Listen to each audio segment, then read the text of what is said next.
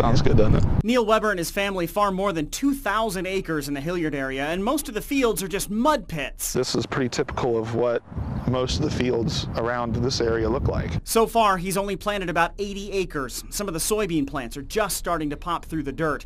These are some of the worst planting conditions Neil and his dad have ever seen, and every day they're not in the fields, they're losing money. After May 10th, typically you would lose a bushel and a half per acre per day. Pallets of seed are still sitting in the barns. That's $200 a bag. There are still payments to be made on the equipment and insurance premiums and land and taxes, but no crops are going into the ground. The equipment will simply just get stuck and won't move. I mean, it's just that simple. It's going to take 4 or 5 days of dry weather to dry this up before they can get the equipment out here, and another week to actually plant.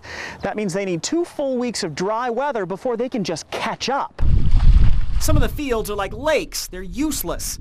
It's too wet to harvest the hay and alfalfa, and the clock is ticking. By June 10th, there won't be enough time in the season for the corn to mature, so they'll have to switch to beans. If this weather continues for another month, we probably won't get much of anything out of this year's production. I see food prices being a serious situation if this continues. Less corn means higher prices for the corn syrup that's in so many of the packaged products in the grocery store. Mother Nature determines our business, period, and at this point in time, she's being a bit finicky. Rain's in the forecast all week.